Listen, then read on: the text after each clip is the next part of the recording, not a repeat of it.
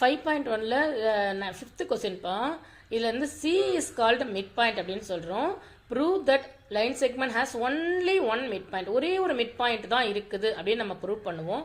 இதை ப்ரூவ் பண்றதுக்கு நம்ம என்ன பண்ணுவோம், இதே மாதிரி ஒரு லைன் வரைஞ்சிக்கிறோம். C மிட்பாயிண்டா வரைஞ்சிக்கிறோம். இது இல்லாம இன்னொரு Dன்னு ஒன்று மிட்பாயிண்டா வரைஞ்சிக்கிட்டு ரெண்டு மிட்பாயிண்ட் வச்சு பார்த்தோம்னா ரெண்டுமே ஒன்று மேல ஒன்று தான் இருக்கு அப்படின்னு ப்ரூவ் பண்ணிட்டு so therefore only one midpoint எழுதணும். ஒரே இதுதான் ரெண்டு தடவை ரெண்டு மிட்பாயிண்ட் நம்ம அசியூம் பண்ணிக்கிட்டு ரெண்டுத்தையும் ரெண்டு இல்லை ஒன்று தான் அப்படின்னு சொல்லணும். ஓகேவா? இப்போ முதல்ல ஃபர்ஸ்ட் இந்த சிஎம் வச்சுக்கலாம். சிஎம் மிட்பாயிண்ட் எதுவுமே மிட்பாயிண்டா இருந்தா என்னவா இருக்கும், ஏசியும் பிசியும் என்னவா இருக்கும், டிஸ்டன்ஸ் ஈக்குவலா இருக்கும். ஒரு மிட் பாயிண்ட்னு சொன்னா இப்போ ஏபி 10 இருக்குன்னா ஏசி 5 பிசி 5, ஏசி வந்து 20 இருக்குன்னா ஏசி 10 இது 10. இப்போ மிட் பாயிண்ட்னு சொன்னா இங்க பாதி தானே இருக்கும், ரெண்டு எப்படி இருக்கும், ஈக்குவலா இருக்கும். ஏசியும் பிசியும் ஈக்குவலா இருக்கும். இந்த ஏசி வந்து ஆஃப் ஏபியா இருக்கும். ஓகேவா? அதை முதல்ல நம்ம ப்ரூவ் பண்ண போறோம். இப்போ C is a mid point of AB அப்படின்னா ஏசி இஸ் ஈக்குவல் டு பிசின்னு நம்மளா எழுதிக்கணும். அப்போ நம்ம என்ன ப்ரூவ் பண்ண போறோம், இப்போ AC is equal to BC. ஓகேவா? ஏசி இஸ் ஈக்குவல் டு பிசியா இருந்தா இந்த கொஸ்டின் படியே ஏசியையும் பிசியையும் ஆட் பண்ணா ஏபி கிடைக்கும். AC plus BC is equal to AB. இப்போ நமக்கு ஏசி பிளஸ் பிசி தான் நமக்கு ஏபி. ஏசியும் பிசியும் ஈக்குவல் அப்படின்னா இங்க பிசி இருக்கிற இடத்துல நம்ம ஏசியே சப்ஸ்டியூட் பண்ணிக்கணும்.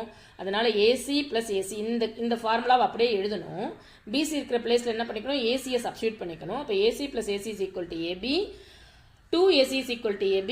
Axiom 7 படி நம்ம ரெண்டு பக்கமும் ஆஃப் ஆல மல்டிப்ளை பண்ணா AC is equal to half of AB னு கிடைச்சிரும். ஓகேவா? AC is equal to half of AB. AC is equal to இந்த AB ல பாதி. அடுத்த क्वेश्चनல நம்ம டைரக்டாவே அடுத்த லெசன்லலாம் நம்ம டைரக்டாவே மிட் பாயிண்ட்னு சொன்னா AC is equal to BC னு போட்டு AC is equal to half of AB னு எழுதிருவோம். இப்போ நம்ம இத ப்ரூவ் பண்றோம். அதனால எல்லா ஸ்டெப்ஸையும் எழுதணும். இதே மாதிரி D மிட் பாயிண்ட்னு வச்சுக்கிறோம். D is a midpoint of AB அப்படினு வச்சிட்டோம்னா நமக்கு D மிட் பாயிண்டா இருந்தா AD is equal to BD. அதே சேம் ஸ்டெப்ஸ் வேரியபிள் மட்டும் மாறும். AD is equal to BD னா AD யையும் BD யையும் ஆட் பண்ணா AB கிடைக்கும். AD அப்படியே வச்சுக்கிறோம். BD இருக்கிற பிளேஸ்ல AD யை சப்ஸ்டிட்யூட் பண்றோம். AD plus AD is equal to AB கிடைக்கும். 2AD is equal to AB. திரும்ப போத் சைடு ஆஃப் ஆல மல்டி, ஏன்னா இந்த 2 கேன்சல் பண்றதுக்கு போத் சைடு இன்ட் ஆஃப் பண்ணணும். இன்ட் ஆஃப் பண்ணா இந்த 2 கேன்சல் ஆயிட்டு AD is equal to half of AB னு கிடைச்சிரும். AD half of AB, AC யும் half of AB.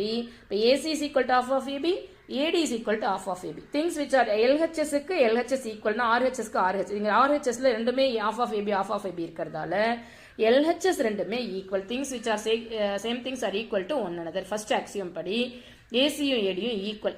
AC AD ஈக்குவல்னா சியும் டியும் என்னவா இருக்கு, ஒன்று மேல ஒன்று இருக்குன்னு அர்த்தம். அதனால அக்கார்டிங் டு கொஸ்டின் படி நமக்கு என்ன ப்ரூவ் பண்ணிடுவோம், there is a only one midpoint.